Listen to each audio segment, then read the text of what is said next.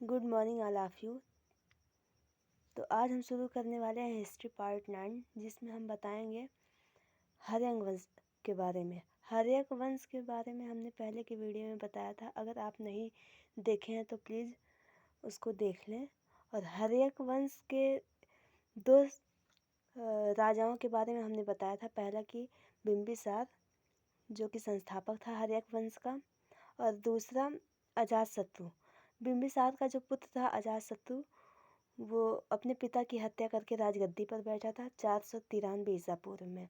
और शायद उसी की वजह से उसे पितृहंता भी बोला जाता है और कुड़िक भी कहा जाता है। तो अजातशत्रु के बारे में हम ज़्यादा नहीं पढ़े थे, तो आज हम शुरू करते हैं अजातशत्रु के बारे में। और ये किस वंश का राजा था? तो ये हर्यक वंश का। और ये चौथा राजा था, ये दूसरा राजा था। तो चलिए देखते हैं अजातशत्रु के बारे में।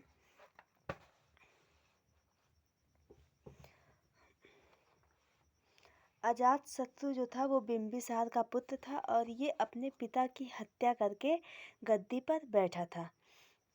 ठीक है, और वो कब 493 ईसा पूर्व में। तो देखते हैं अजातशत्रु के बारे में।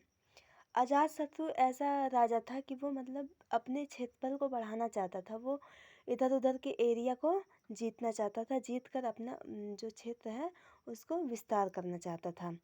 तो ये वैशाली को जीतने के नाते एक बार वैशाली को जीतने का इसने ठाना मन में। तो वैशाली को जीतने के नाते इसने एक अपने गुप्तचर को भेजा वैशाली में, जिसका नाम था वत्सकार। और ये वत्सकार इसलिए इसने भेजा था कि वहाँ जाके वहाँ की स्थिति को देख आए और वहाँ 2-1 महीना रह के वहाँ कैसा स्थिति है, कैसी दशा है और कैसा वहाँ के सैनिक लोग हैं और कितना वो मजबूत है, ये सब देखने के नाते उसने अजातशत्रु ने वत्सकार को वैशाली में भेजा। ठीक है, एक बार पहले गया था तो हार के चला आया था। ठीक है, तो उसके बाद इसने गुप्तचर को भेजा और गुप्तचर को भेजने के बाद गुप्तचर जब आया तो गुप्तचर के कहने पर ही, जिस तरह से जब गुप्तचर वत्सकार रहने लगा था तो उसे पता चलने लगा था कि वहाँ की सेना कैसी है, मजबूत है या नहीं है, वहाँ मतलब स्थिति कैसी है, हम लोग लड़ सकते हैं कि नहीं लड़ सकते हैं, ये सब के बारे में जानकारी लेने के लिए वत्सकार गया था। तो वो आया तो उसको ऐसा लगा कि वैशाली जो है मजबूत क्षेत्रफल है। ठीक है, तो उसको जीतना उतना आसान नहीं है। तो उसने ही वत्सकार ने ही अजातशत्रु को कहा कि मतलब बड़े बड़े हथियार प्रयोग में लाए जाएं। तो वत्सकार के कहने पर ही अजातशत्रु ने 2 हथियार, वो भी बड़े बड़े हथियार बनवाए और उसका प्रयोग किया। और उस हथियार का क्या नाम था? रथमूसल और महाशिला कंटक। ये दोनों हथियार कभी कभी नाम पूछ लेता है कि अजातशत्रु के द्वारा 2 नए हथियार कौन से थे? तो रथमूसल और दूसरा है महाशिला कंटक। ठीक है, तो इस प्रकार अजातशत्रु ने वैशाली को जीत लिया। इन दोनों का प्रयोग करके अजातशत्रु ने वैशाली को जीत लिया। और इसी समय ही महात्मा बुद्ध की मृत्यु हुई थी, यानी कि वैशाली में हुई थी ना, तो इसी समय महात्मा बुद्ध की मृत्यु हुई थी। कब? अजातशत्रु के शासन के समय। चलिए आगे देखते हैं। और अजातशत्रु के पुत्र का नाम था उदयन। क्या नाम था? उदयन। अब देखते हैं उदयन के बारे में। तो उदयन जो था वो भी पिता की हत्या करके गद्दी पर बैठा था, यानी कि इसको भी हम पितृहंता बोल सकते हैं। तो पिता की हत्या करके उदयन भी राजगद्दी पर बैठा था। जिस तरह उसका पिता यानी कि अजातशत्रु बिंबिसार का हत्या किया था, ठीक उसी तरह उदयन भी अजातशत्रु की हत्या करके गद्दी पर बैठा। इसने पाटलिपुत्र स्थान की स्थापना की। पाटलिपुत्र को आज के समय में पटना कहते हैं, जो कि बिहार की राजधानी है। तो अगर क्वेश्चन पूछे कि पाटलिपुत्र स्थान की जो स्थापना कौन से राजा ने की थी और किस वंश के राजा ने की थी, तो इसका जवाब है कि राजा उदयन, जो कि अजातशत्रु का पुत्र था और ये हर्यक वंश का एक राजा था। और इसने ही पाटलिपुत्र स्थान की स्थापना की थी। और उदयन की मृत्यु अज्ञात थी। अब इसका मतलब ये है कि उदयन वैसे ठीक ठाक राजा था, उतना ज़्यादा न तो खराब ही था और ना ही बहुत ज़्यादा अच्छा ही था। तो उदयन नॉर्मल टाइप का राजा था और इसकी जो मृत्यु हुई थी वो अज्ञात थी। जिस तरीके से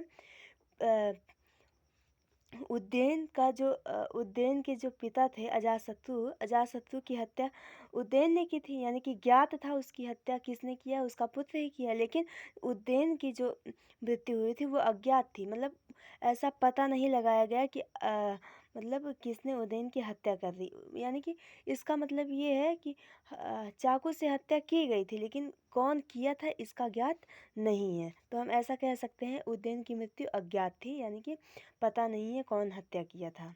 अब अगला शासक आता है नागदशक। ठीक है, नागदशक नागदशक एक अयोग्य शासक था, मतलब उतना ये ठीक ठाक काम नहीं किया था जितना कि होना चाहिए। और ये नागदशक का सेनापति था। नागदशक, ठीक है, ये अयोग्य शासक था। और नागदशक का जो सेनापति था शिशुनाग। पूछ भी सकता है कि शिशुनाग कौन था या फिर नागदशक का जो सेनापति था वो कौन था। तो नागदशक का जो सेनापति था शिशुनाग था। और शिशुनाग ने ही, मतलब ये इतना नागदशक इतना बेवकूफ़ था, मतलब कह तो नहीं सकते लेकिन कहना ज़रूरी भी है, क्योंकि ये अपने सेनापति के कहने पर उसके साथ चल दिया घूमने, और उसको अपने ज़िंदगी के बारे में थोड़ा सा भी, अपने राजा होने पर भी कोई मतलब नहीं था। और ये उस शिशुनाग के साथ चल दिया और शिशुनाग रास्ते में ही जाके उसकी हत्या कर दिया। ठीक है, तो यानी कि बिना किसी मेन वजह से शिशुनाग ने नागदशक की हत्या कर दी और मगध पर शासन करने वाला और मगध पर शासन करने लगा। ठीक है, यानी कि नागदशक की जो हत्या किसने की थी, उसके सेनापति शिशुनाग ने, और वो भी मतलब कि बहाना से ले जाके बाहर उसकी हत्या कर दी। अब देखते हैं मगध पर शासन करने वाला जो पहला वंश था वो हर्यक वंश, ये तो हमने बताया है। लेकिन और उसका अंत, मतलब अंतिम शासक कौन था, यहाँ सॉरी यहाँ अंतिम रहेगा। तो हर्यक वंश का अगर पूछा जाए अंतिम शासक कौन सा था, तो वो शिशुनाग था। ठीक है, तो शिशुनाग की हत्या किसने की थी, नागदशक ने। सॉरी, शिशुनाग था, यानी कि जो शिशुनाग था वो नागदशक का सेनापति था, और नागदशक का सेनापति शिशुनाग वो नागदशक की हत्या कर दी थी, और यही अंतिम शासक बना, यानी कि शिशुनाग ही हर्यक वंश का अंतिम शासक बना। और अंतिम शासक तो बना और उसकी जगह शिशुनाग वंश की स्थापना की, यानी कि हर्यक वंश को हटा करके इसने अपने नाम पर, यानी कि शिशुनाग के नाम पर शिशुनाग वंश की स्थापना किया। अब देखते हैं शिशुनाग वंश के बारे में, यानी कि पहला जो वंश था वो हर्यक वंश था और दूसरा वंश जो है वो शिशुनाग वंश था। देखिए, इस वंश के लगभग सभी राजा अयोग्य थे, मतलब उतने खास काम नहीं किए और ना ही ज़्यादा फेमस हुए। तो शिशुनाग के जो वंश के जो संस्थापक थे वो शिशुनाग ही थे। इन्होंने ही अपने नाम पर क्या किया था, शिशुनाग वंश की स्थापना की थी, और इन्होंने राजधानी वैशाली बनाई। ठीक है, तो यानी कि शिशुनाग वंश की जो राजधानी थी वो वैशाली थी, और वैशाली में दूसरी बौद्ध संगीति हुई थी, ये तो सभी लोग जानते हैं। और शिशुनाग वंश में जो शिशुनाग संस्थापक थे, यानी कि राजा था, वो अपने एरिया को, यानी कि अपने राज्य को विस्तार करना चाहता है, यानी कि बढ़ाना चाहता था। देखिए, वैशाली यहाँ कहीं है बिहार के पास में, और इसने अपनी राजधानी जब ये राजा बना तो इसने अपने क्षेत्रफल को जीत करके, यानी कि बंगाल के एरिया को भी जीत लिया, और मालवा अगर हम कह सकते हैं, मालवा मध्य प्रदेश का एरिया भी है और ये राजस्थान का एरिया भी है, जिसे हम मालवा कह सकते हैं। मालवा, यानी कि मालवा से लेकर के बंगाल तक इसने अपना राज्य विस्तार कर लिया। ठीक है, किसने किया, शिशुनाग ने। ठीक है, यानी कि इसके समय में शिशुनाग के समय में राज्य का विस्तार हुआ था। ठीक है, तो शिशुनाग का जन्म, वैसे इसका शिशुनाग जो है इसके बारे में उतना मतलब